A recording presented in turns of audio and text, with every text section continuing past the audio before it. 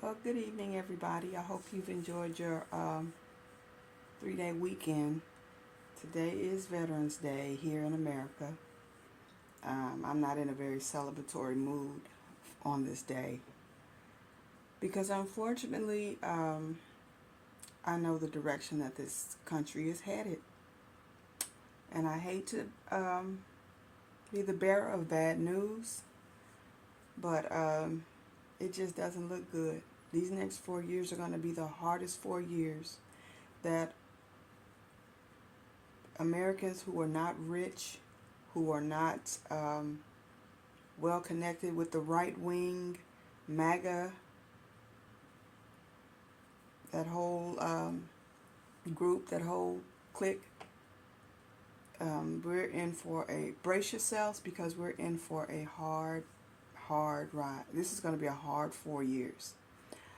Even those that voted for him, like I told y'all in my last video, even these poor and middle class white people, these Hispanics who are legal citizens, and all of these people that voted for him, even these black folks that voted for him, everybody who's not rich and in that 1% is going to suffer behind this man being put back in this White House. But I understand that it has to be this way because it just fulfills prophecy. This is end times. This is the last days, and unfortunately, this is some things that we're going to have to deal with. We're going to have to go through this. And the more we look at the news and the stories come out every day, different stories that come out, it just further confirms that these are the last days, and the Lord Jesus Christ is about to return to the earth because this place is just really getting wicked. And what well, not getting, it is just really, it is exceedingly wicked in this world.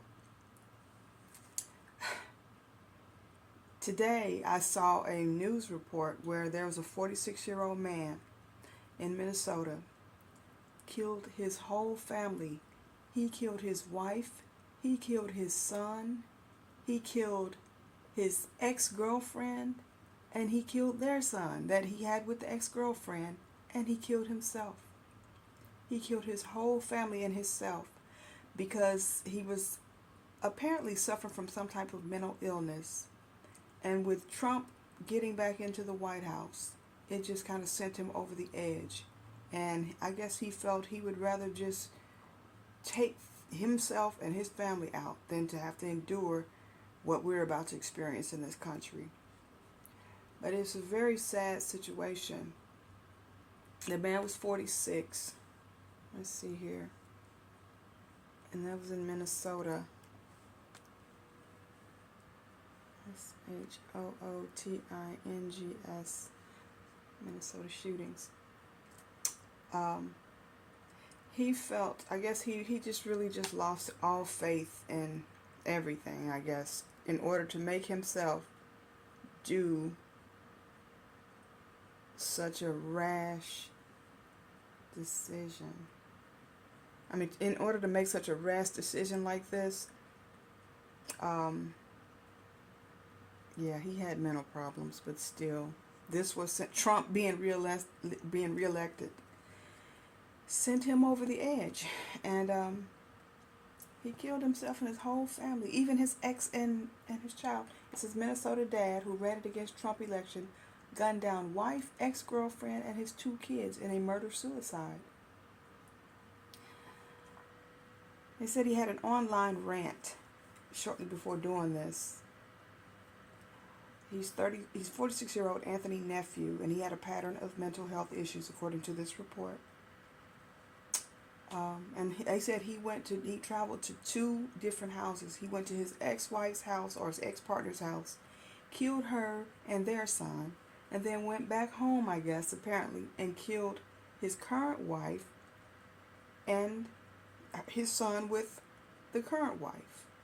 So the ages of the victims are, the shooter himself was 46-year-old Anthony Nephew. His ex-partner, Aaron Abramson, was 47. Their son, Jacob Nephew, was 15.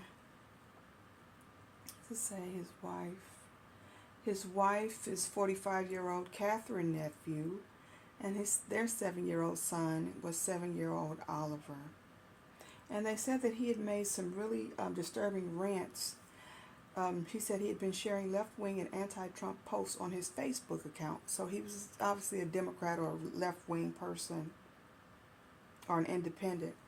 And he said, and I quote, "My mental health and the world can no longer peacefully coexist, and a lot of the reason is religion," Anthony Nephew wrote in July.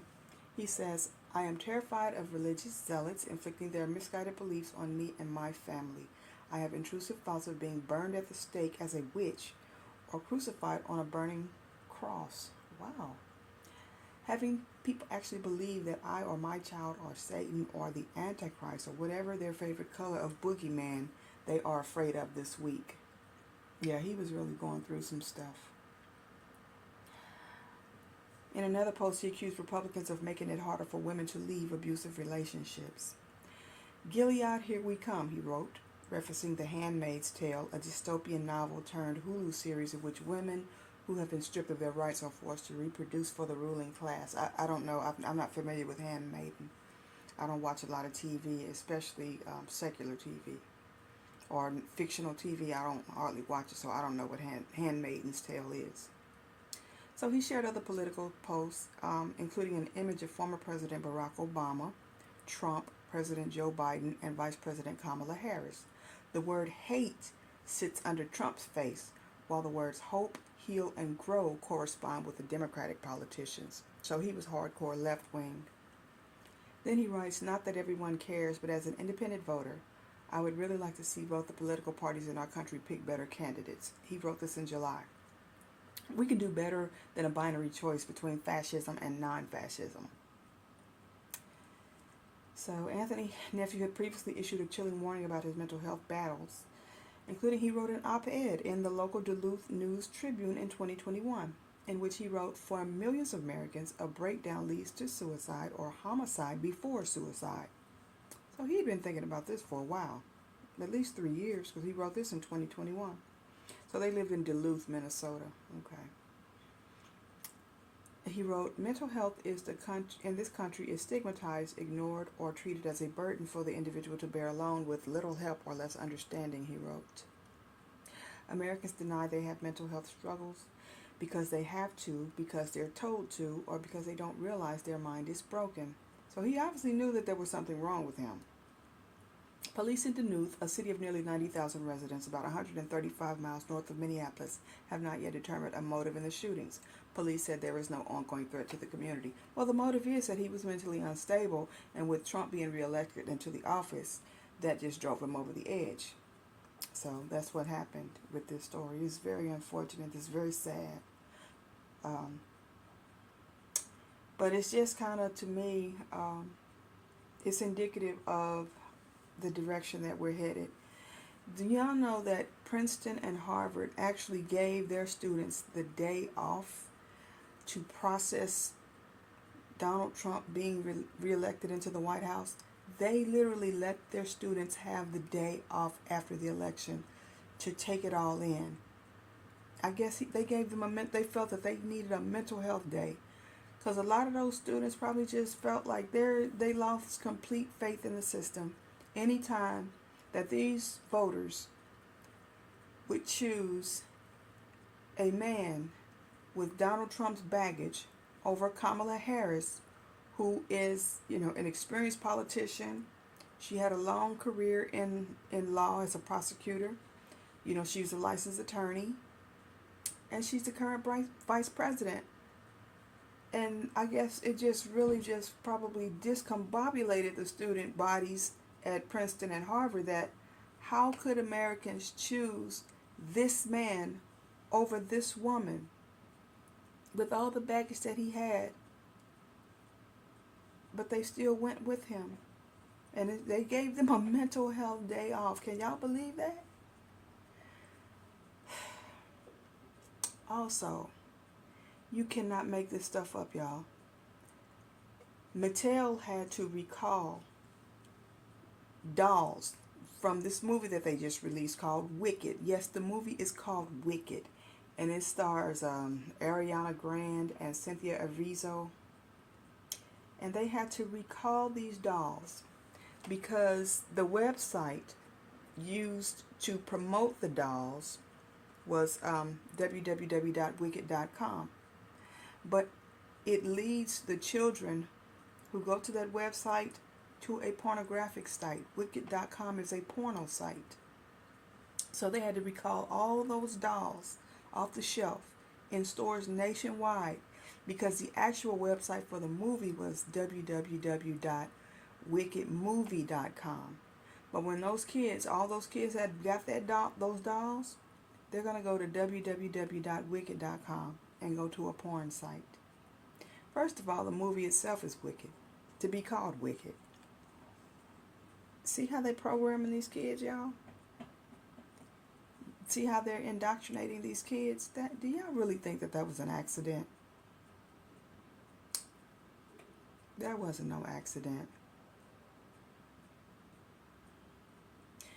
So, this movie is called Wicked. It looked like it's about witches. Yep, it's about witches.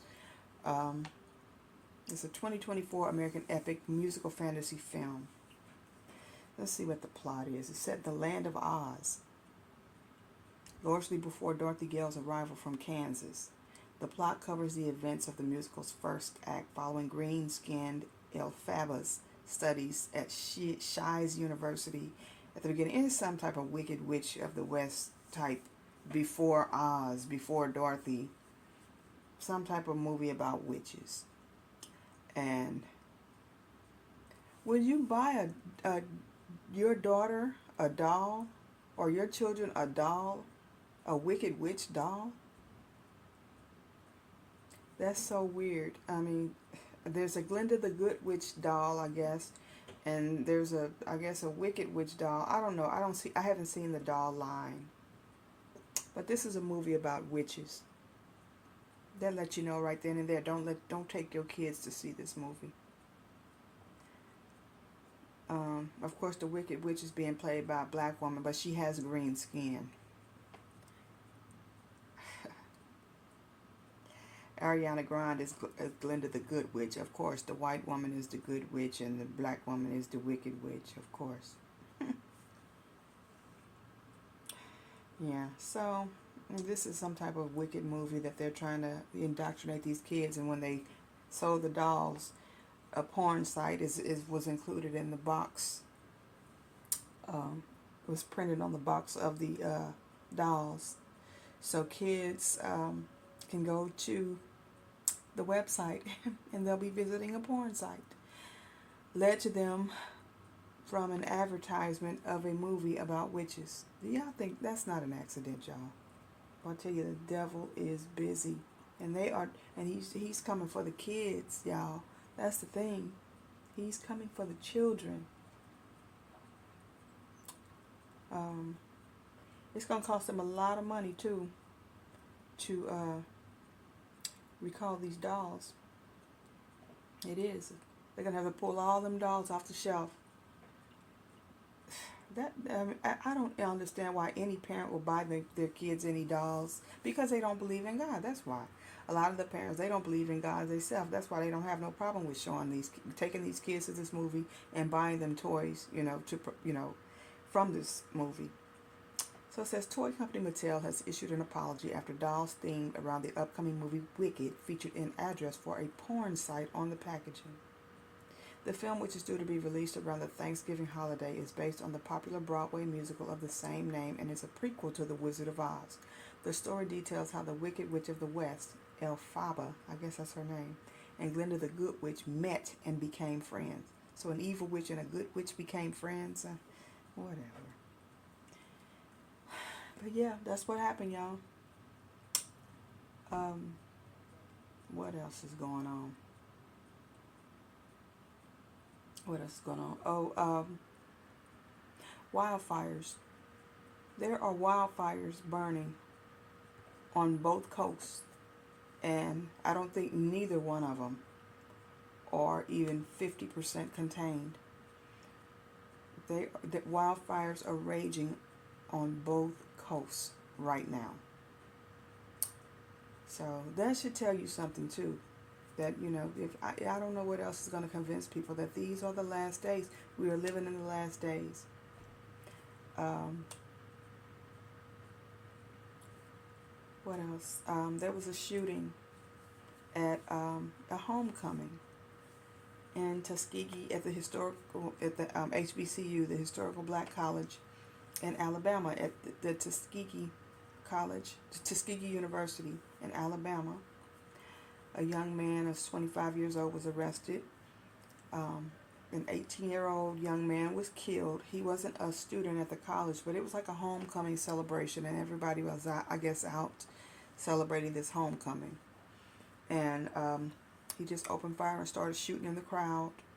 And so far, this 18-year-old young man lost his life. And they're saying that this 25-year-old suspect didn't act alone. They're saying that it was another shooter. And when they arrested this suspect, they said he had a gun with a Glock switch that would make it a machine gun. So he had a machine gun that had been altered to be a machine gun, and he just opened fire and shot into the crowd. One person died, 16 people were injured. So, yeah, that's what happened.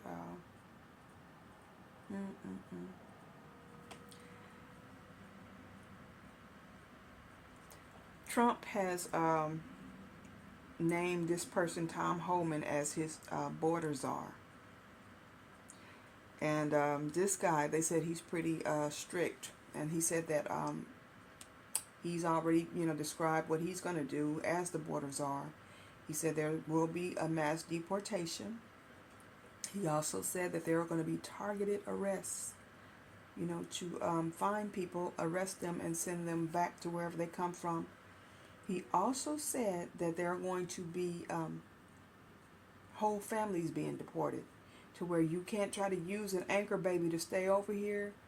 And, they asked him about the separation of the parents and the children. He said, oh, well, whole families are going to be deported. So they're going to be really aggressive in this mass deportation and this policing of the border. They are really going to be aggressively enforcing these immigration issues. Also, Trump had already vowed that he's going to cut off all assistance, all welfare that these immigrants are getting. He said that he's going to put an end to that. He's also going to put an end to the sanctuary cities. So there will be no more sanctuary cities. Already in New York, they've given the migrants in hotels around Albany, New York, and I think they said 10 other counties or cities. So they've already given the migrants 3 weeks that they have to leave. They have to find somewhere to go. And they said it's like over 400 migrants or more that they've been told that they've been given notice that they're going to have to leave. They were going to let them stay until the end of the year, but they told them that now they only have 3 weeks and they got to find somewhere to go. What else? Also, they cut off their food cards. They were giving them debit cards. New York City was giving them, the migrants, debit cards. I think they were giving them like $300 a week, $350 a week debit cards. And the mayor of New York, after Trump got reelected, Trump got on the phone and told him something to where he made the announcement that they were ending the food voucher debit card program for the migrants.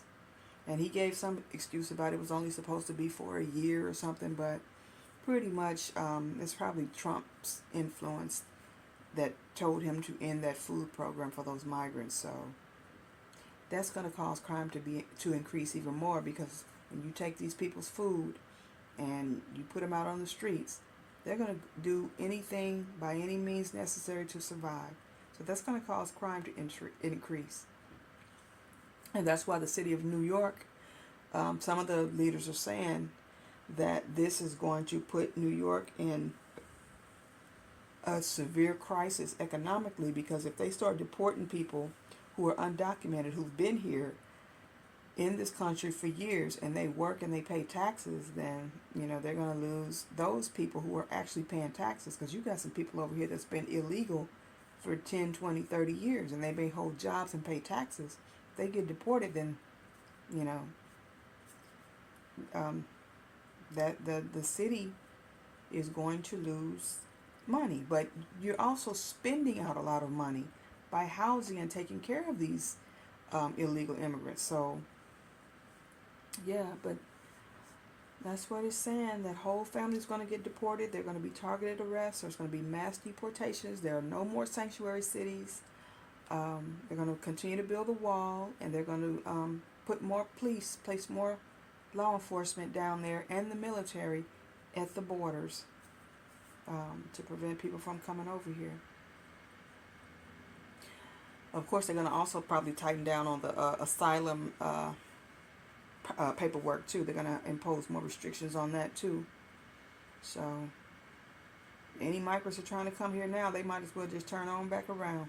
And they also said, Trump also said he's going to pressure Mexico about sending these people, letting these people cross over here too. He's going to put the pressure on Mexico as well.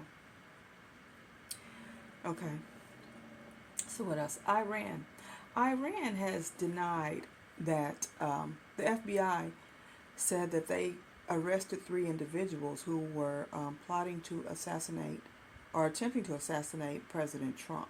One of them that was arrested is an Iranian I don't know if he's an immigrant, but he's an Iranian individual.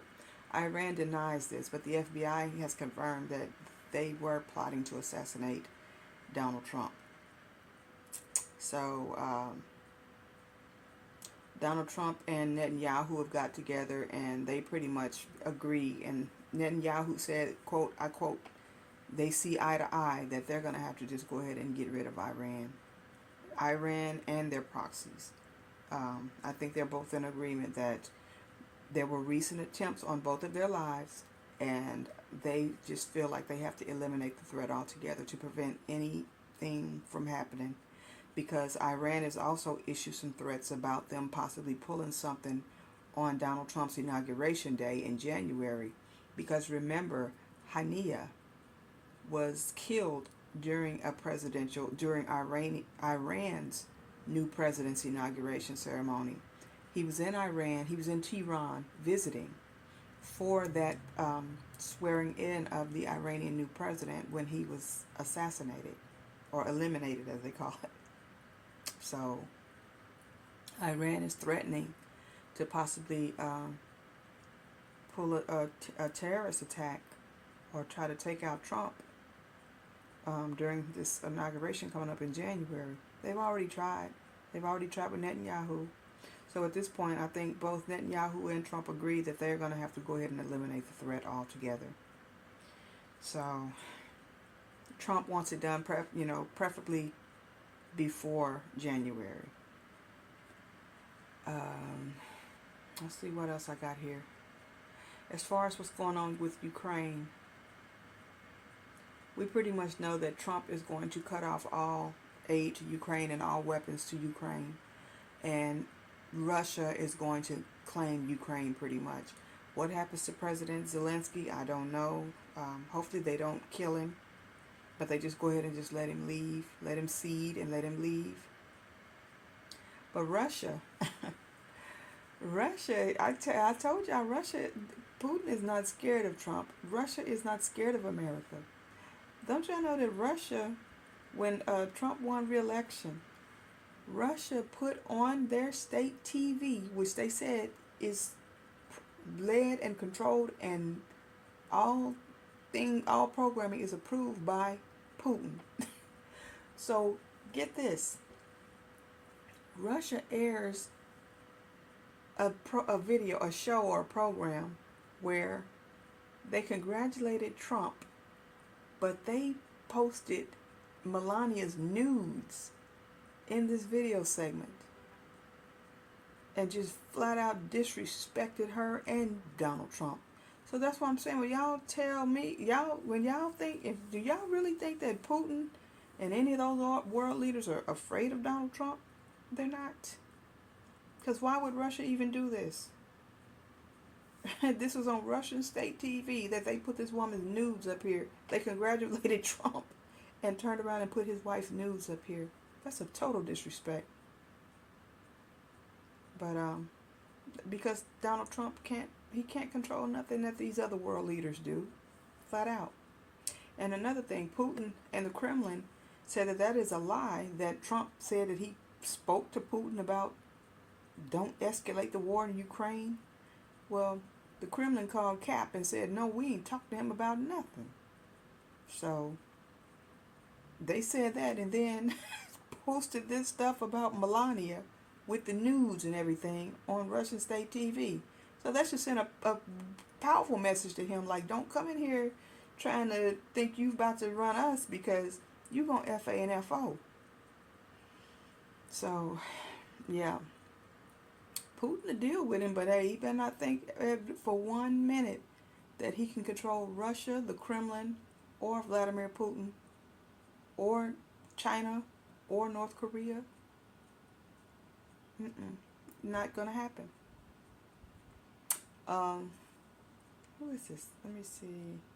Oh, Haiti has decided to replace their prime minister.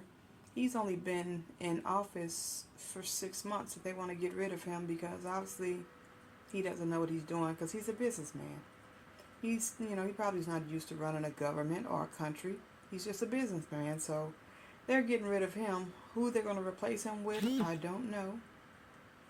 But Haiti is a mess. That whole government, that whole country is just going to collapse, because they don't believe in God. Jesus is not in that country. God is not in that country. Haiti practices voodoo. That is the main religion in Haiti, is voodoo. God is nowhere down there at all. So that doesn't surprise me. That Haiti is pretty much pretty much over as a country. It's pretty much destroyed. It's collapsed. Intel, the U.S. chip maker Intel, is going to lay off 15,000 people, which is like 10% of their workforce. 15,000 people about to lose their jobs at Intel. So that's what I'm telling y'all. It's about to get bad. It's about to get worse. It's going to go from bad to worse.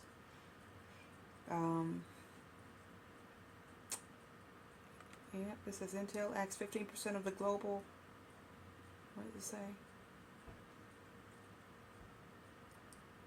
And they had the nerve, after they announced this, had the nerve to say they providing free coffee to the employees that are going to keep their jobs. It's going to remain with the company.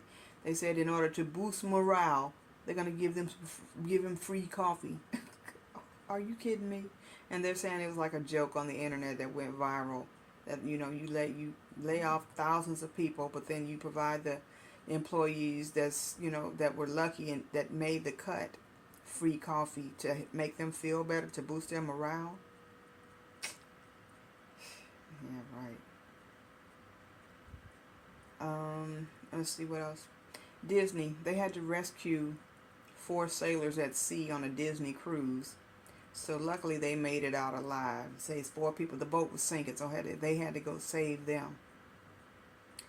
And then there was people in Germany who they called them slackliners, walking on a tightrope in the clouds, up in the air, just to break a record. It was a duo, breaks a world record, just to walk a tightrope in the clouds up in the sky. I put the video up there. These people be daredevils. That's what they are, testing fate. So yeah. All right, y'all. That's about it. They still talking about these wildfires. Looked like a forest ranger passed away fighting the fire.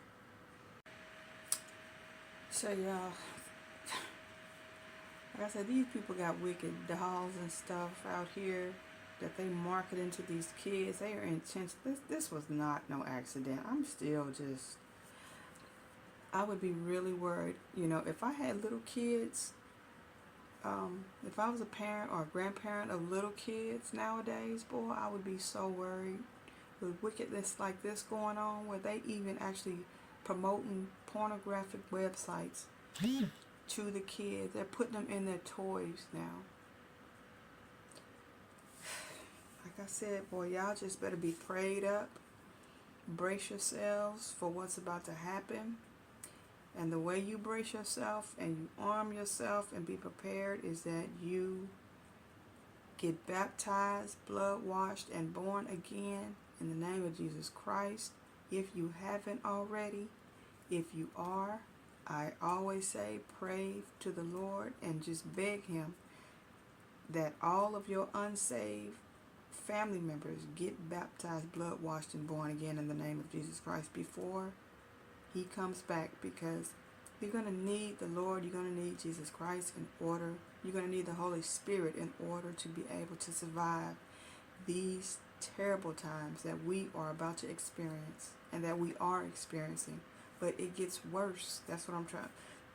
Not just me. There's a lot of people, we're trying to warn everybody and tell you that it's going to get worse. It's not going to get better. I don't care how these people sitting up here and lying and deceiving everybody like this election is going to determine the fate of this country.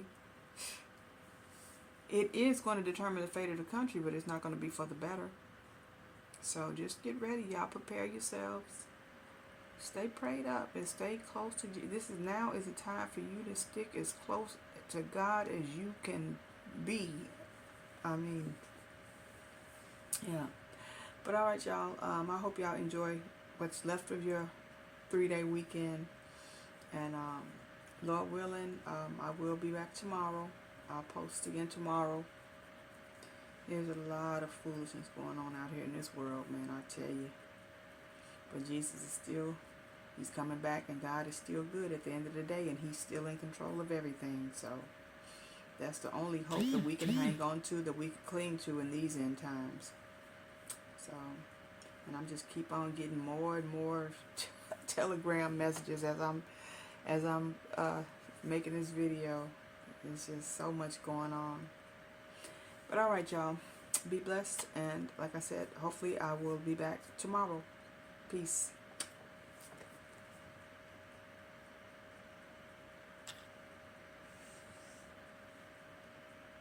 The big screen version of Wicked, starring Ariana Grande, is expected to be a huge holiday hit with plenty of product tie-ins, but not the tie-in Mattel accidentally put on their Wicked-themed dolls. Stephen Fabian explains. The highly anticipated blockbuster film Wicked is hitting a gigantic marketing oops. The epic musical fantasy film opens next week, but today we're learning there is something wickedly wrong with the packaging for its movie tie-in dolls. You're gonna be popular. The film stars Ariana Grande and Cynthia Erivo, who channeled their on-screen characters at the LA premiere over the weekend. They also gave a thumbs up to the dolls being marketed in their likeness. It's perfect. The dolls look adorable, but look at the packaging. The website listed is wicked.com, which links to a pornographic website. It was supposed to show the film's official website, wickedmovie.com. Toymaker Mattel is apologizing for a wicked typo. It's a porn website. Mattel blamed the mix-up on an unfortunate error. The boxes are in stores nationwide. It's destined to be one of the hottest toys this Christmas. I am so excited. Today, Mattel is apologizing, saying it deeply regrets the misprint and is taking immediate action to remedy this. Meanwhile, the dolls are being pulled from stores including Target, Walmart, Amazon, Kohl's, and Best Buy. I do not think this mishap is going to affect the box office in any way. This was a horrible human error. I don't think anyone is, thinking that someone at Mattel did this on purpose.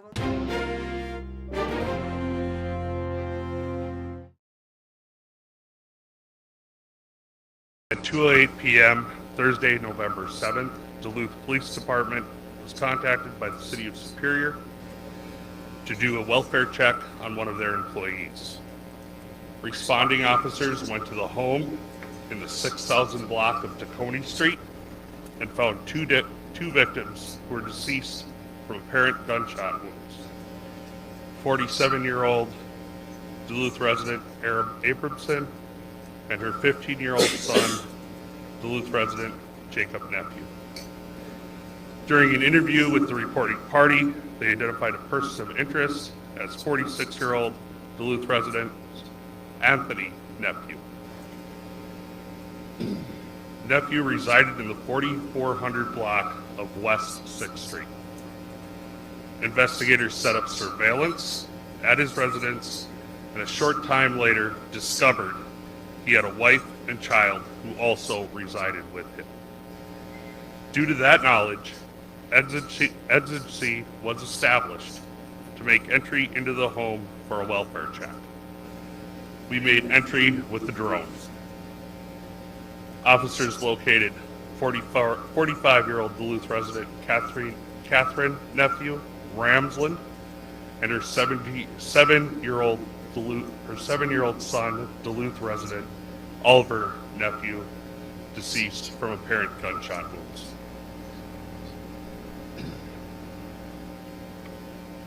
Officers also located the suspect, Anthony Nephew, who was deceased with what appeared to be a self-inflicted gunshot wound. Also, in the wake of Donald Trump's victory, some of America's most prestigious campuses have paused to catch their breath. At Harvard and Princeton, shockwaves rippled through classrooms, with professors canceling courses and offering new spaces for students to regroup, reflect, and recover. From art therapy to listening circles, universities turned to kindness, assuring students they weren't alone in processing this emotional election. Our next report brings you more on student fears as Donald Trump takes office once again. American students awoke to a somber, hushed campus following Donald Trump's unexpected victory. As the news spread across, Harvard and Princeton universities last week pro-Kamala Harris students were particularly shaken, prompting university professors to extend deadlines and offer supportive spaces to process the results. According to the Harvard Crimson, a student-run paper, the Ivy League university canceled multiple courses, with several students raising concerns of being terrified to be an American. Horrified students even voiced concerns for their parents back home, raising questions what will happen to them, with some pointing out how Americans themselves are responsible for this outcome. Alarmed with the situation, some professors made attendance optional and relaxed quiz requirements. Others baked lemon bars and offered their office as a space to process the election. Princeton took similar measures. The Daily Princetonian reported that the University Health Services hosted several post-election listening circles, allowing students to gather in person or virtually. Polls conducted by the Daily Princetonian before and on Election Day even highlighted how students in large numbers were favoring the vice president, and how they were left completely distraught after the sweeping outcome. However, the condition of distress didn't stop there. A cultural understanding group even hosted a community care dinner. The meals served there were described as sacred and seasoned to promote a sense of togetherness. But while the universities went above and beyond to wrap students in a cocoon, some wondered if this was going a bit too far.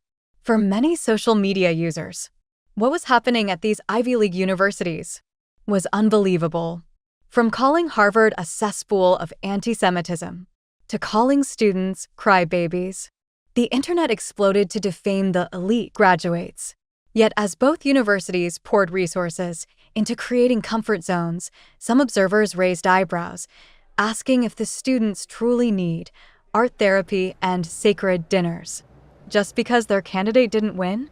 With an uncertain political future ahead, will Harvard and Princeton's young intellectuals buckle up, or will they always expect a safe space every time life throws them an outcome that doesn't fit their bubble?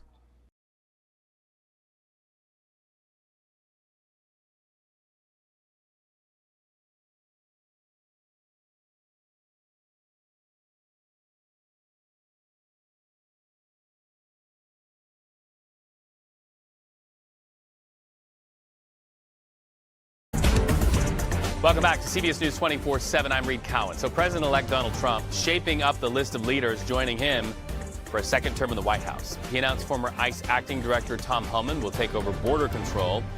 But listen to this. Homan had this to say to 60 Minutes just days before Donald Trump won the election. I hear a lot of people say, the talk of a mass deportation is racist. It's threatening to the immigrant community. It's not threatening to the immigrant community. It should be threatening to the illegal immigrant community. But on the heels of historic illegal immigration crisis, that has to be done. What would the largest deportation in American history look like to you? Well, let me tell you what's not going to be first. It's not going to be a mass sweep of neighborhoods. It's not going to be building concentration camps. I've read it all. It's ridiculous. But if mass deportation is not going to be, as you said, massive sweeps and concentration camps, There'll be concentrated, what is it? There'll be targeted arrest.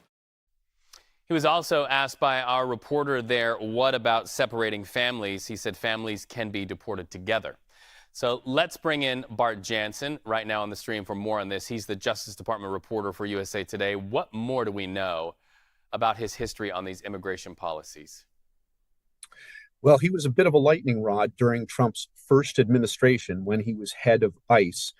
He was there at the time when they had a zero tolerance policy so that even those people applying for asylum were turned away. And that's what led to that, what was called a family separation policy, because what in effect happened was if the parents were detained separately from the children, then families got separated and something like 5,000 or more children were separated from their parents. So he has been unafraid to conduct the strictest enforcement of immigration laws, and that's what we're expecting in this second term. So a hardliner by many estimates. Stephen Miller also going to be a part of the Trump administration. He's also a hardliner on immigration issues. What say you about what he could do and what he could bring to realizing Donald Trump's promise to voters relative to immigration policy?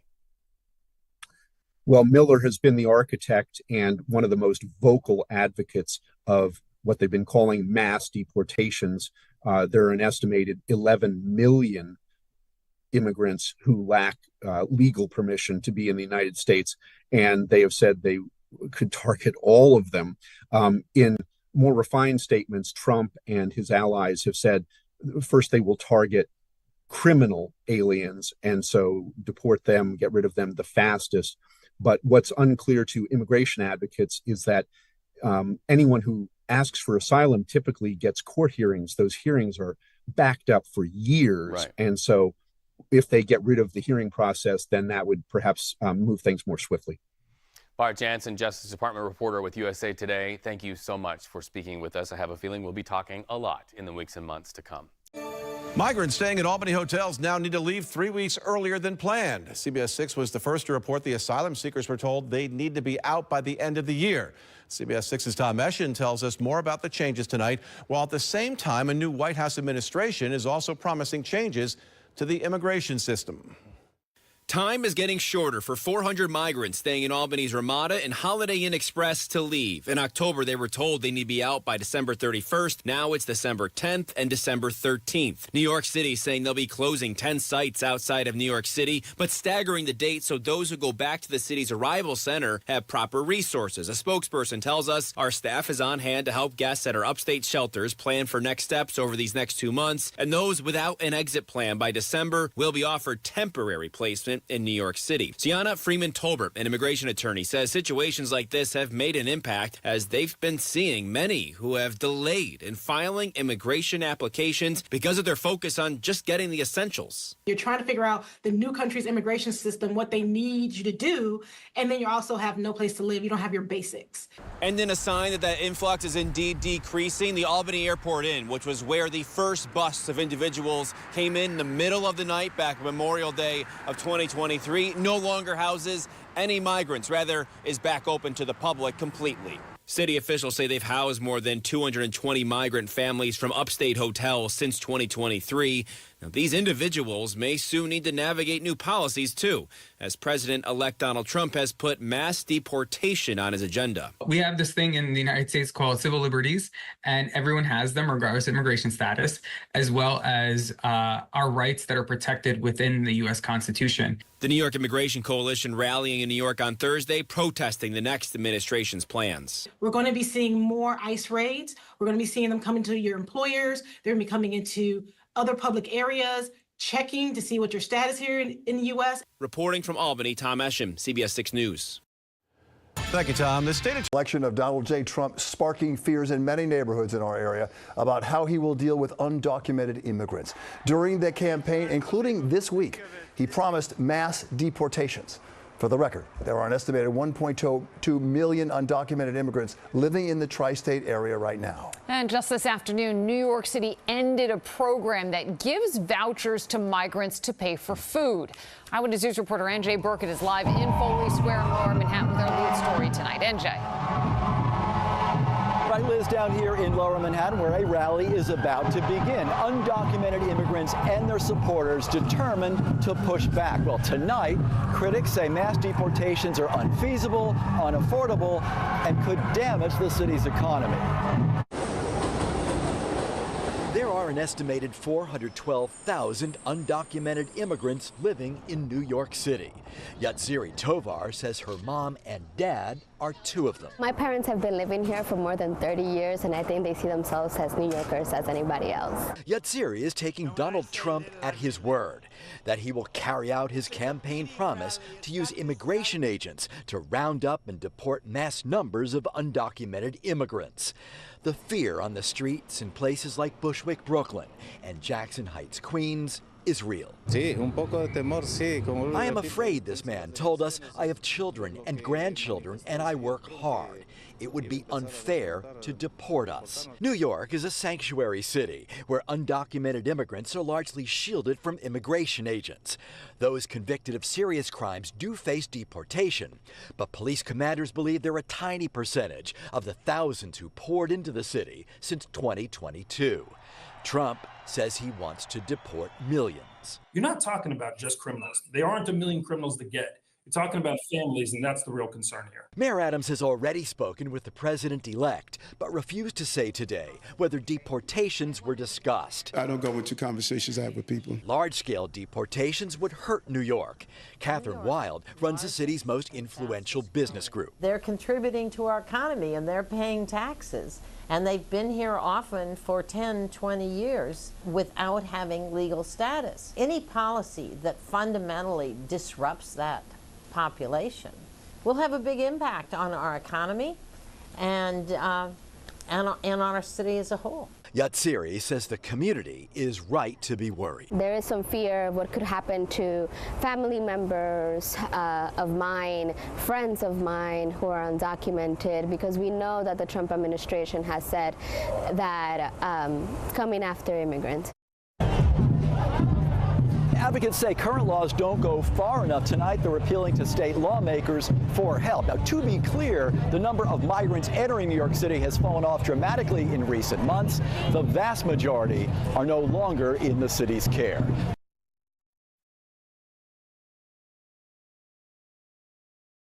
New twists in the thwarted murder-for-hire plot targeting multiple people, including President-elect Donald Trump, alleged by the Department of Justice. The DOJ pointing fingers directly at Iran, whose foreign minister tonight called the accusations fabricated and a disgusting conspiracy. But the FBI has now charged 3 men. This case is an example of yet another flagrant attempt by the government of Iran, not merely to silence those who speak out against them, but to take the lives of American citizens. The 3 men charged, Carlisle Rivera and Jonathan Lodholm, arrested in New York, and Farhad Shakiri, believed to be at large in Iran. Shakiri allegedly told federal agents he'd been directed by an Iranian official with the Revolutionary Guard to surveil then-candidate Trump and create a plan to assassinate him. A spokesman for Iran's foreign ministry tonight called that story completely baseless. U.S. prosecutors say an American journalist was also a target for assassination by the same criminal network. Iranian-born Masih Alinejad says she was that target. I was invited to go to Fairfield University. The FBI came to my house the same day and warned me not to go. Long openly critical of the Iranian government, Alinejad vows she will not back down. They want to kill me. That makes me more determined to give voice to Iranian women, Iranian men, fighting shoulder to shoulder to bring the wall of dictatorship down.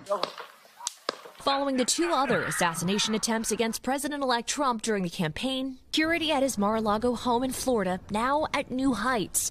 This robotic dog captured walking on its metal legs around the grounds, just feet away from armed guards patrolling by land and water. The Secret Service in Florida on alert with just over 2 months before Trump returns to the White House. Marisa, back to that Iranian plot on President-elect Trump. Why would the regime be so bold as to continue targeting him? Jose, that's a great question. The DOJ says part of the motivation is vengeance for the death of Qasem Soleimani. That is the Iranian military officer who was killed by U.S. drone strike during the Trump administration in 2020. Jose?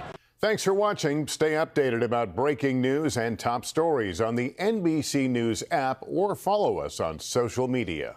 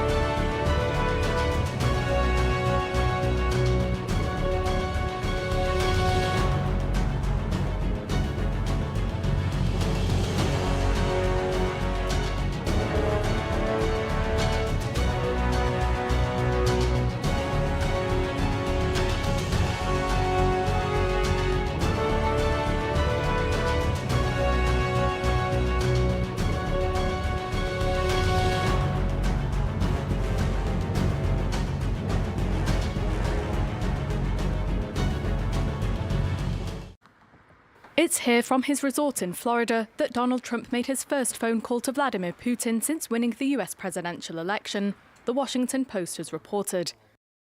According to a source familiar with the call, Trump advised the Russian president not to escalate the war in Ukraine and reminded him of the US's considerable military presence in Europe. For the most part, the Kremlin has given a positive response to Trump securing a second term. But some Ukrainians fear that Trump's win could endanger their future, amid concerns his victory could mean a drop in US support for Kyiv. The Biden administration plans to surge aid before Trump takes office, with Biden set to implore him not to turn his back on Ukraine. By January 20th, we will have sent the full amount of resources and aid to Ukraine that Congress has authorized. And of course, President Biden will have the opportunity over the next 70 days to make the case to the Congress and to the incoming administration that the United States should not walk away from Ukraine, that walking away from Ukraine means more instability in Europe. The US has given tens of billions of dollars worth of military and financial aid to Kyiv since Russia launched its invasion in 2022. Trump has criticized the funding on numerous occasions. He's also made remarks suggesting that under his administration, the US may push Ukraine into an uneasy ceasefire deal with Moscow. His victory comes as the conflict is coming into what some experts say may be its final act, after Russia's troops advanced at their quickest pace since the early weeks of the war. Melania Trump. Nude photos of Melania Trump have been aired on Russia's most watched state TV channel during a program supposedly dedicated to celebrating Trump's election victory.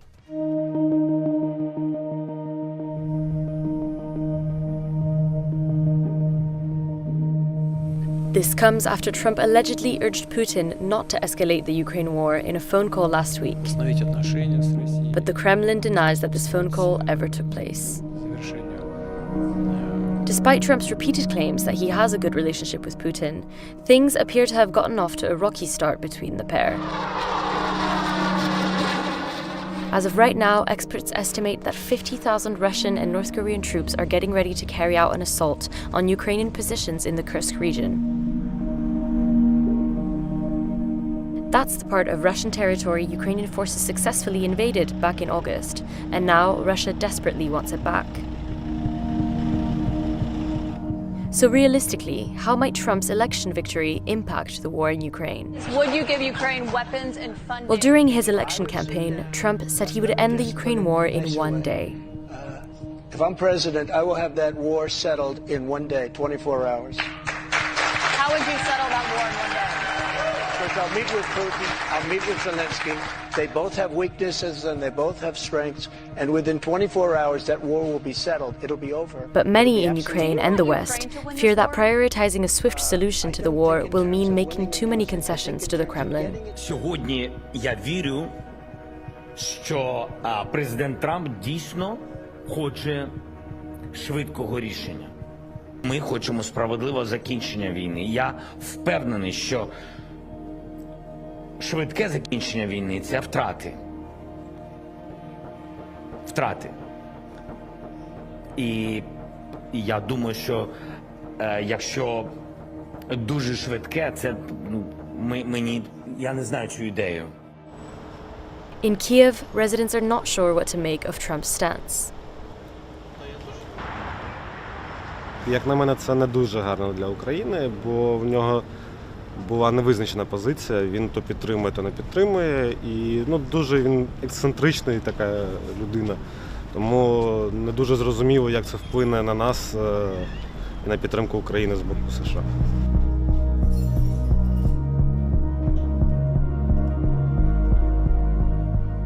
Трамп ризиковий, але це не означає негатив. Це просто означає, що його важко передбачити.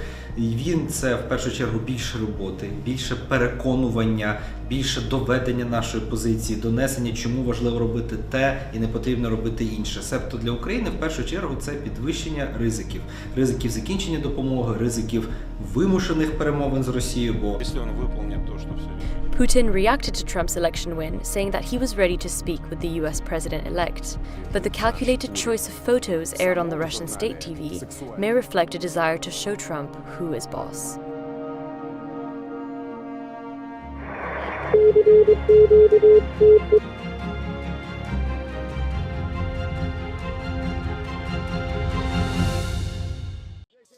Haiti's prime minister has been ousted after just 6 months in the role. The country's transitional presidential council appointed entrepreneur and former Senate candidate Alix Didier Fils-Aimé to replace Gary Conille on Monday. The shake-up is the latest blow to political stability in the Caribbean nation, which is struggling through a severe security and humanitarian crisis. Armed gangs have gained control of most of the capital, Port-au-Prince, and have expanded to nearby regions, fueling hunger and forcing hundreds of thousands from their homes. Conille, who also briefly led the country over a decade ago, had been appointed in May in the hope of restoring stability. In a letter circulating on social media, Conille criticised the council, saying it only had the power to appoint a prime minister and not to dismiss one. In recent weeks, Conille has embarked on trips abroad to the United Arab Emirates and Kenya to seek security assistance. Although the UN has authorised an international force to help Haiti's police take back control from the gangs, the mission has been poorly resourced and produced scant results. The UN's World Food Programme said last month that the total number of displaced people in Haiti was now more than 700,000. WFP also said that roughly half the population, almost 5.5 million Haitians, are suffering from acute hunger, with pockets of famine-level hunger being reported among internally displaced people. The FBI is investigating a deadly school shooting on the Tuskegee University campus in Alabama. One person was killed and dozens more injured. A barrage of shots rang out on campus early Sunday morning, and the violence erupted while the historically black university was celebrating the end of its 100th homecoming week. One man seen leaving the campus with weapons is now facing charges. CBS News correspondent Jason Allen is joining me now from Alabama with the very latest. So Jason, what do we know about a motive or about this person who was arrested?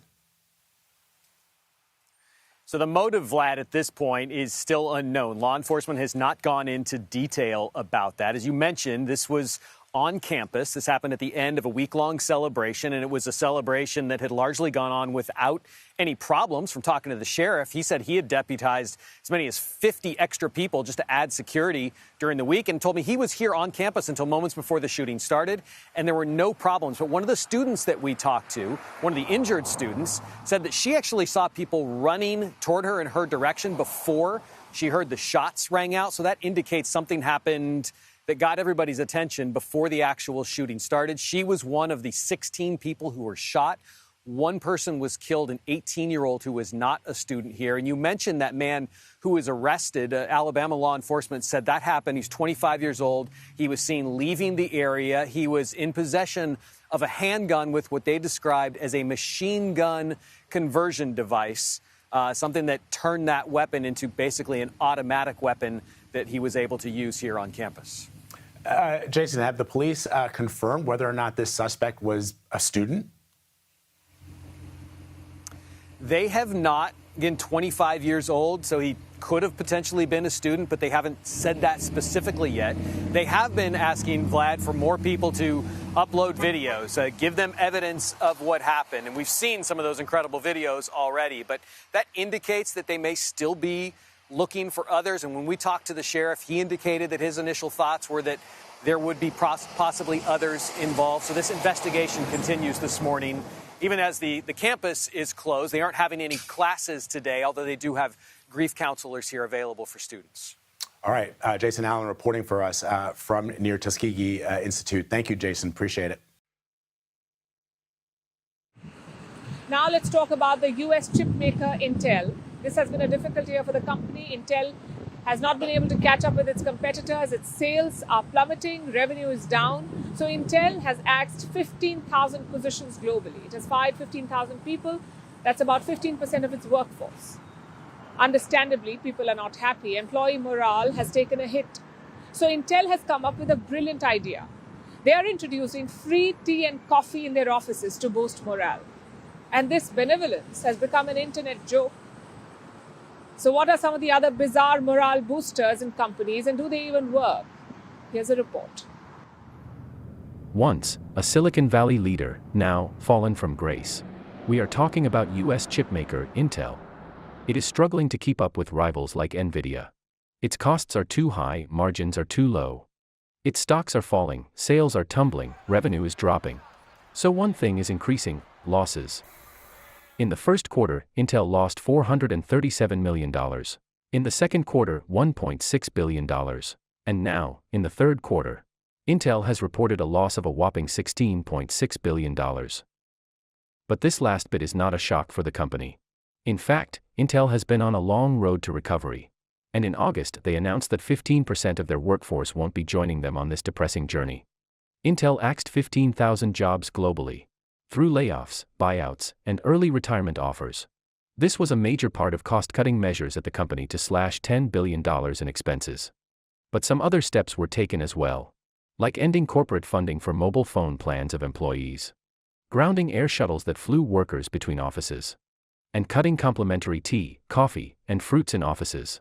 So after the announcements, Intel workers arrived to find empty seats and emptier kitchens. Do you know what's worse than losing your friends at work? Losing access to caffeine. So employee morale took a dive. A company full of math and science geniuses. And no one planned for this emotional crisis. Months later, amid ongoing layoffs, Intel has found its emotional quota. No, they will not be bringing people back.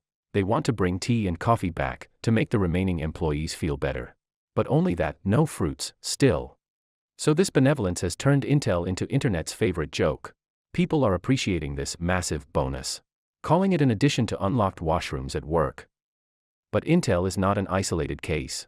Many companies have strange morale-boosting tactics. In 2022, Meta tried to boost morale with new slogans at work. Like this one: Meta. MetaMates. Me. Meaning, employees are expected to prioritize Meta, followed by their colleagues or MetaMates, and then themselves. Last year, a Chinese firm asked their female employees to put makeup at work to motivate their male colleagues. While some companies are outright crass, others want to be loud. This year, during an internal event, consulting giant McKinsey blasted Eminem and Bob Marley music, hoping that it pumps up disgruntled partners. But once in a blue moon, some companies get it right.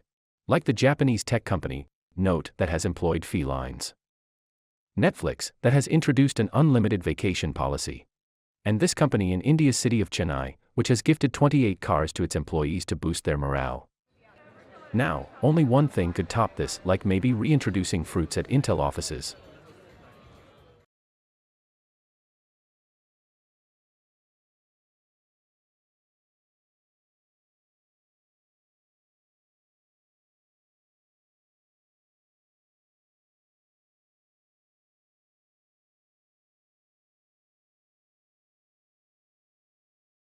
Right now, a rescue at sea. 4 people were saved from a sinking catamaran off the coast of Bermuda, picked up by a Disney cruise ship. Transportation correspondent Gio Benitez here with the story. Good morning, Gio. Hey, George, good morning. Those passengers on the catamaran issued that distress call as soon as the boat started sinking, and thankfully, the closest asset was a big one, the Disney Treasure. This morning, 4 sailors waking up lucky to be alive. They were doing everything they can, but they knew that they were in dire situations. The U.S. Coast Guard receiving a call for help around 8:30 Sunday morning that a 50-foot catamaran was sinking. It was a married couple, their daughter and a cousin. So the oldest being 74 and the youngest being 25. The boat, known as the Serenity, proving to be anything but. It was located 230 nautical miles off the coast of Bermuda, a gasket failure in the escape hatch disabling the boat, eventually taking on water. They were prepared with their life-saving equipment. They had a float plan.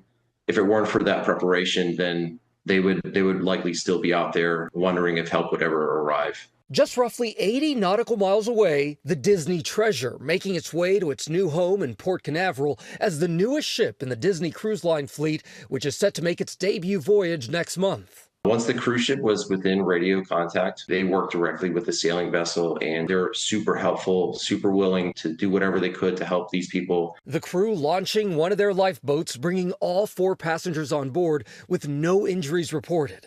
The captain of the Disney Treasure saying in a statement, "We are pleased that the Disney Treasure was able to provide aid to the boat passengers in peril. Our crew members worked together on the rescue, skillfully demonstrating their training and commitment to safety." And we're told that the time between the distress call and the rescue was just over an hour. So all of it happening very, very quickly. And again, thankfully, nobody was hurt. But those passengers got really lucky because, again, this was a brand new ship. They had all the resources right there. And they were put to use, Yes, just they like were. that. All right, Gio, thank you as always. Two daring German slackliners reached dizzying heights, setting a new world record by walking and balancing on a 2,500-meter high slackline attached between two hot air balloons. The two friends are no strangers to the slackline scene and already hold several world records. Take a look.